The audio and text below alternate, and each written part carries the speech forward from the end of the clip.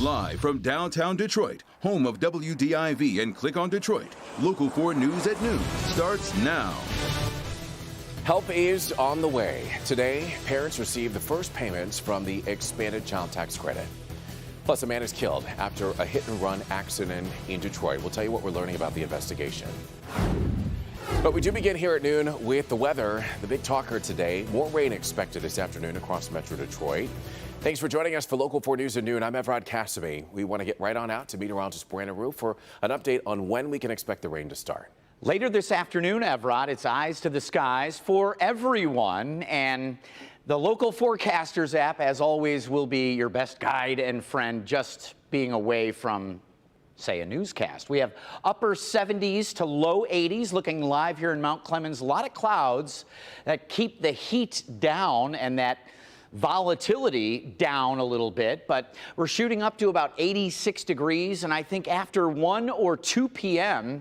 we'll have to watch out for some storms developing ahead of a cold front, and the Storm Prediction Center has just about all of us in this marginal risk for severe weather. Port Huron across to Lansing and south, so again, most of Metro Detroit. It's a weak risk, and we're looking at some damaging wind, lightning, and of course gushing downpour potential.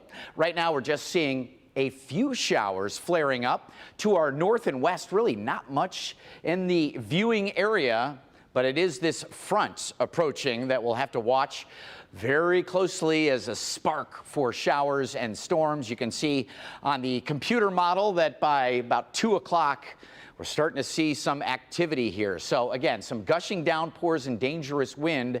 Evrod, this could go on through about 5, 6 p.m. and this is only phase 1.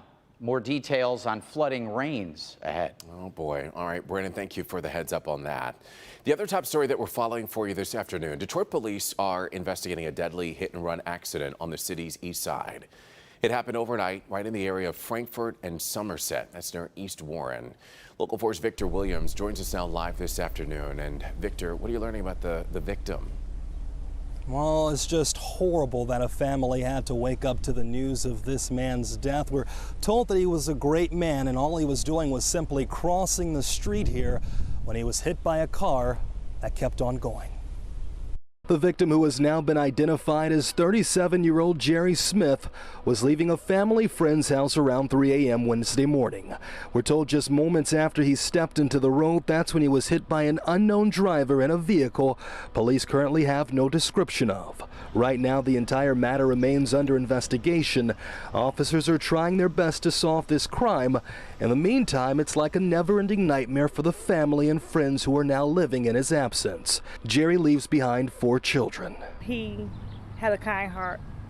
He's a very warm person. He always used to joke with me. He always loved my cooking.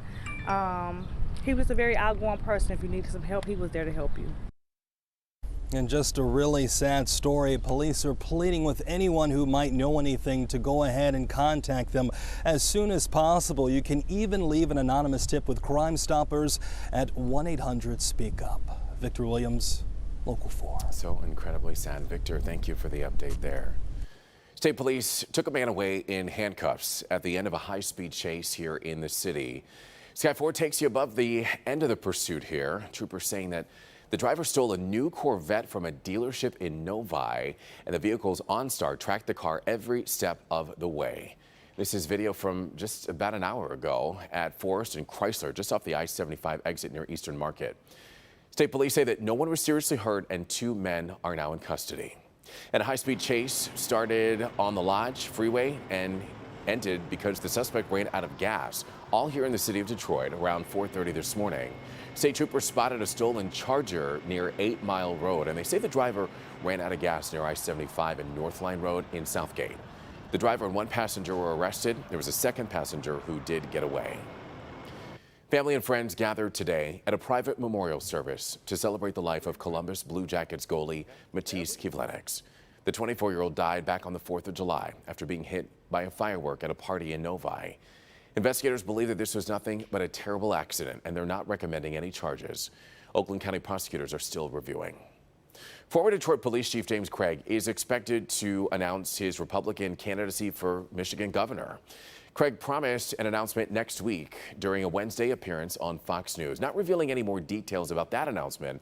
However, he said that, quote, an important announcement for Michigan's future would be coming and that he'll make that announcement next week. He made his first political speech earlier this month. Well, you definitely want to check your bank account looking for an extra $250 or even more today. Millions of families are getting their first payment from the expanded child tax credit. And as Tracy Potts reports, it comes as President Biden tries to convince lawmakers to approve other parts of his agenda. Many of those other items are still up in the air on Capitol Hill, but this money is not. It's a done deal, approved as part of COVID relief, the American Rescue Plan. $3,000 per child, more for some, in monthly payments that start today. The expanded child tax credit provides working families $250 each month for every child 6 to 17 years old and $300 each month for every child under 6 years old. From the White House today, President Biden will say the credit helps lift 39 million families out of poverty. That's a done deal. The rest of his family's plan faces big hurdles on Capitol Hill. We're going to get this done. We are getting this done. The president's priorities, health, child care, climate change, are now embedded in Democrats' $3.5 trillion plan that they'll try to push through with no Republican votes. Is $3.5 trillion too high? Depends if we can pay for it. $3.5 trillion number is a shocking figure. It is something that Republicans, I think, uniformly will oppose. Stuart, what we're seeing here are the outlines of the Democrats' radical train, their freight train to socialism, and everybody, one way or another in America, is going to end up paying for it. We have an agreement. There may be slight changes. I'm not sure what may happen, exactly how, but it's going to be paid for. Lawmakers are still tweaking how to pay for the more traditional infrastructure plan, fixing roads, bridges, transit, and expanding internet. All this as President Biden today hosts German Chancellor Angela Merkel for her last visit. The White House says they'll talk about the pandemic, climate change, and international security. I'm Tracy Potts. Here at home, state lawmakers hold a roundtable getting the word out about the expanded child tax credit. Lieutenant Governor Garland Gilchrist and Congresswoman Debbie Dingell met with parents this morning in Wyandotte, and they stressed the importance of the tax credit and what it means for families. We don't realize that there are kids that are going to bed in the middle of winter that are going to bed cold because there isn't money for the utilities. Or the kinds of things that these dollars are going to be used to help support families. Things that aren't luxuries, to buy school clothes or to help pay the rent. Parents at today's event were also given help with having their tax return amended to receive the credit. Weekly unemployment claims fell to another pandemic-era low. The Labor Department reporting this morning that 360,000 people filed initial unemployment claims last week, making that the lowest number that we've seen since March 14th of 2020, just before the nationwide lockdown. Continuing unemployment claims also fell sharply, declining 126,000 to 3.25 million. Happening today, the Ann Arbor Art Fair is returning after last year's cancellation because of the pandemic. The Art Fair is made up of 3 different fairs combined together and expands for 30 blocks in downtown Ann Arbor. More than 500 artists from across the country are going to be in attendance, bringing creative designs in photography, ceramics, jewelry, sculptures, woodwork, and more. That fair is going to run through Sunday. All right, so to come here on Local 4 News at noon, a popular summertime staple is being recalled for containing a carcinogen. We'll tell you which product consumers are being told to discontinue using and to simply throw away. But first, the Delta variant continues to lead the surge in new COVID-19 cases. Find out why health officials predict the rise in cases will get worse.